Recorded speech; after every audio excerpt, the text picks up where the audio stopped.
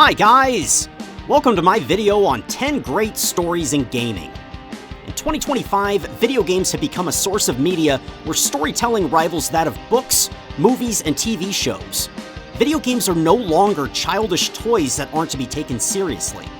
Some of the most beautiful tales ever told come from video games. This list celebrates some of the greatest stories ever told in gaming. While gameplay or graphics don't affect a game's story, they definitely don't hurt. But these things ultimately won't be a factor in today's list. Please make sure to list the games you believe to have amazing stories in the comments below. Now, let's twist it up! The Legend of Dragoon. This story takes place in a world where 11,000 years ago, the Winglies, winged magical creatures, dominated all life on the planet. Humans were enslaved for millennia until Emperor Diaz rallied them to rebel against their Wingly overlords. Humans paired with the spirits of dragons to become dragoons, making them powerful enough to defeat the Winglies. A great war called the Dragon Campaign was waged until the dragoons were able to defeat the Winglies and their supreme leader Melbu once and for all. This backstory is constantly hanging over present-day Legend of Dragoon, where our heroes attempt to take on an evil empire and seek out the Black Monster. This story masterfully comes full circle and brings the distant past in connection with the present, making each story beat heavy as hell.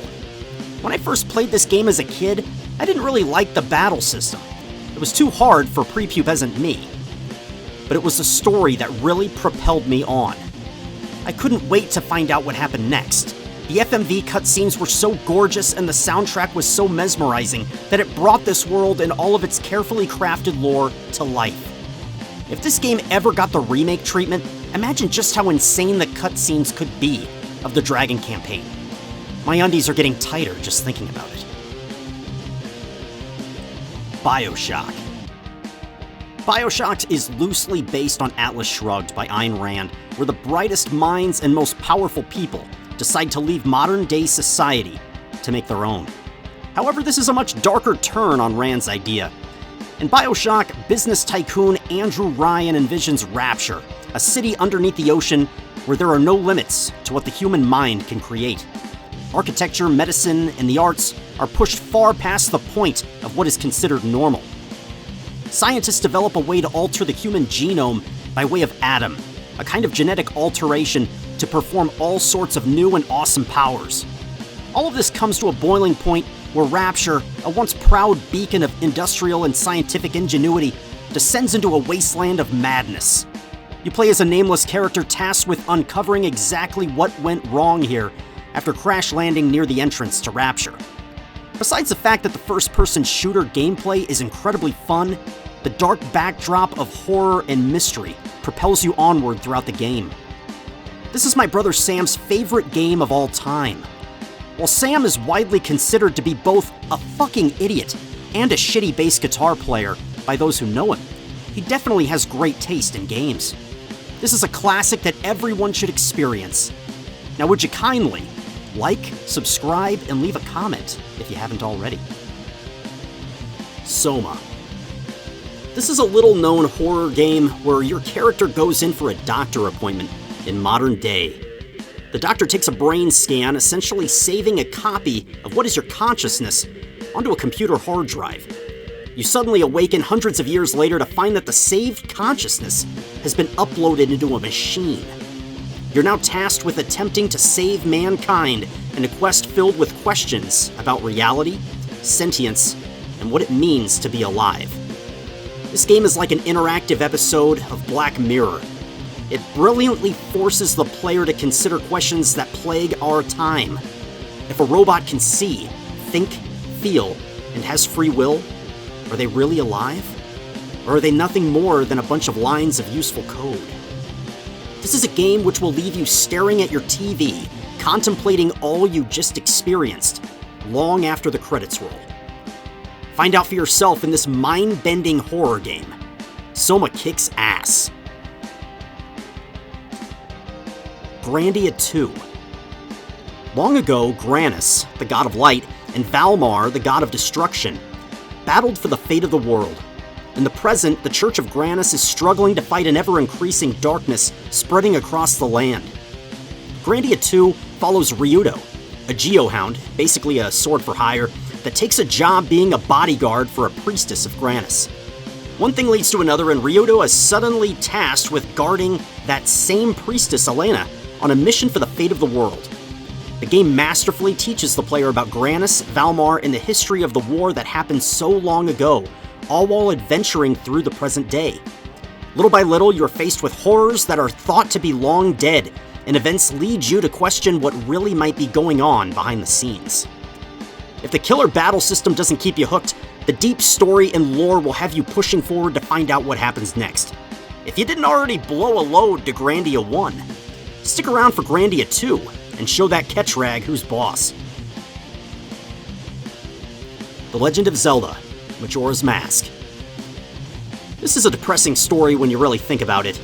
Majora's Mask takes place in a timeline where Princess Zelda grants Link the ability to live out his childhood after he saves the future from Ganon in Ocarina of Time. Zelda tells her father, the King of Hyrule, of Ganondorf's plot and has him arrested. This causes the timeline where adult Link defeats Ganon to never occur. Ganon never takes control of Hyrule. This means that child Link, who did so much to save the world, is all alone. No one knows what he did. He's essentially just another Kokiri kid, a nobody. The only other one who knows what he did and can share in his many exploits is Navi, the fairy. Navi disappears at the end of Ocarina of Time. Majora's Mask picks up right where Ocarina of Time left off, with Link venturing far and wide in search of his fairy friend. He's then assaulted by a Skull Kid and deposited into Termina, a strange land which seems like another dimension. That same Skull Kid steals the all-powerful Majora's Mask and sets out to destroy the world in 3 days' time. Link now goes on yet another adventure to save the world from the awful entity living within the mask, Majora. Along the way, the NPCs start the first day with a fair bit of optimism and not much of a care for the twisted visage staring down upon them from the moon above. However, as the days advance, those same NPCs descend into panic and madness as their very lives are on the brink of ending. It's a sad and depressing story, but it's this strange sadness that encourages you to save the people of Termina.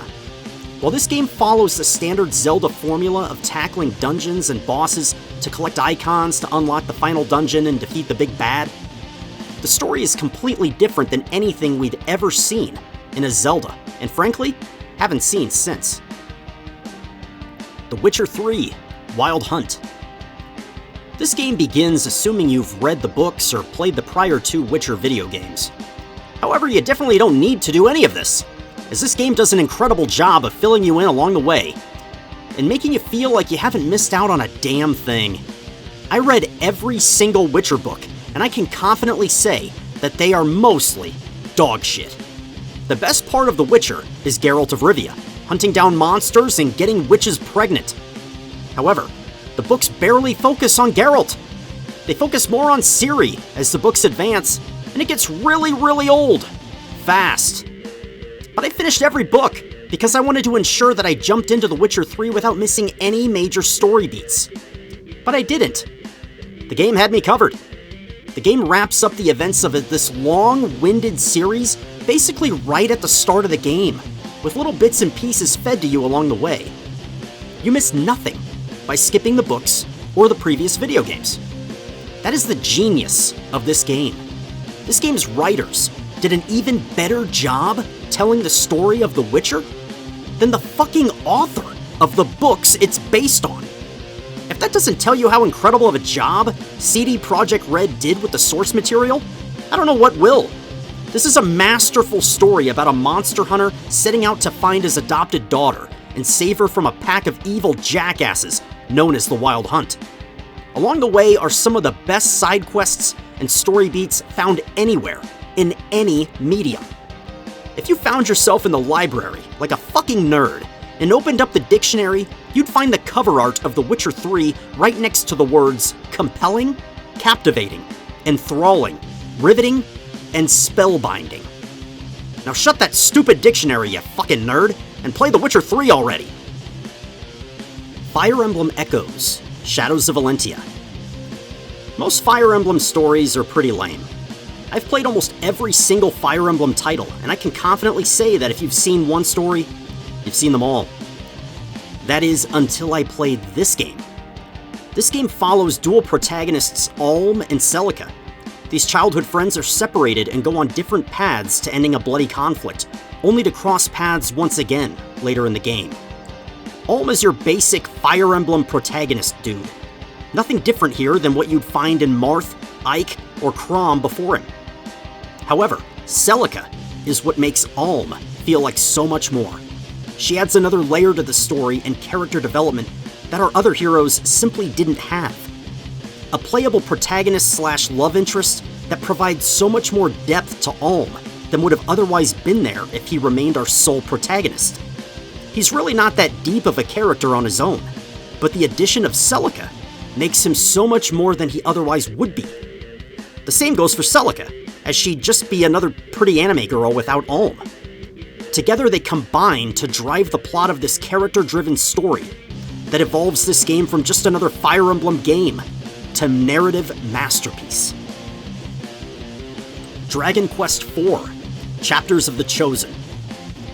This is one of my very favorite Dragon Quest games, and it's all because of the narrative composition.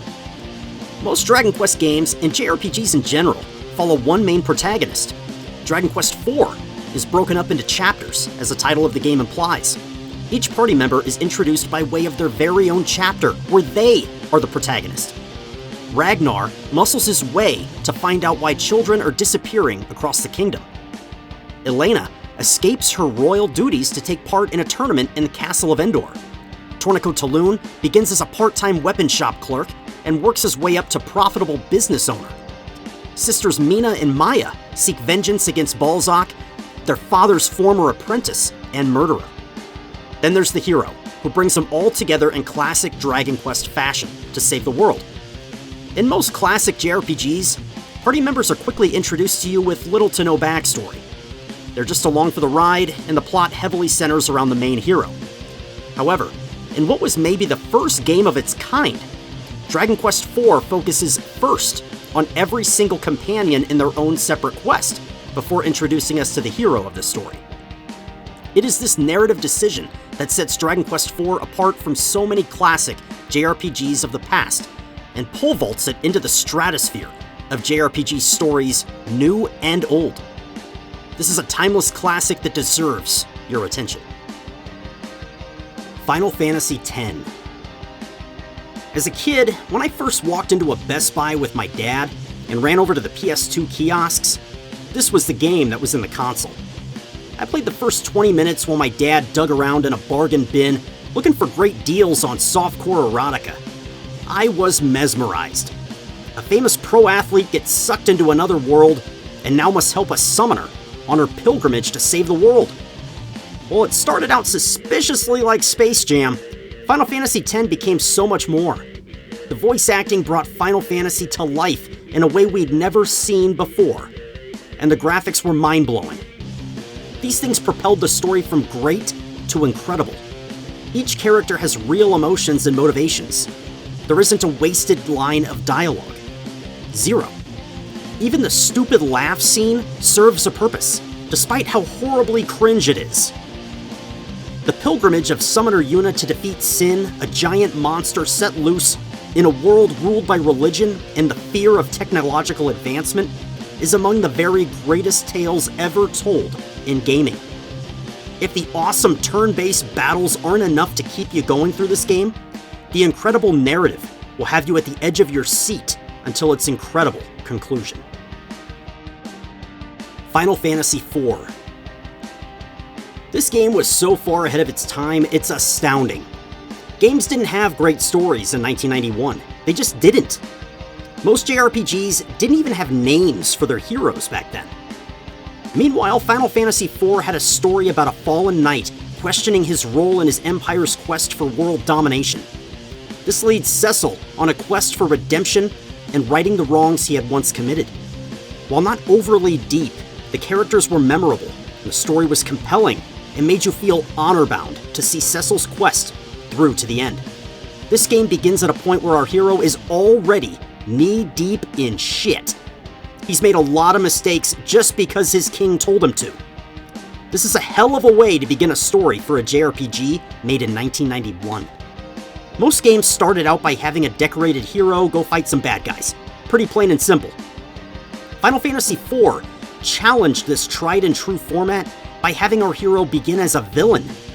He must first gain the trust of those he has wronged, and save them as well as himself. This is a timeless tale of redemption and honor, similar to what you might find in the stories of Arthurian legend. If this story doesn't get you pumped up and ready to run through a frickin' wall, then you're fucking dead.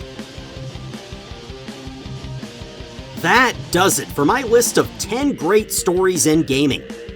Now, if you wouldn't mind liking, subscribing, and commenting below the games that you consider to have the very best stories, I'd appreciate it.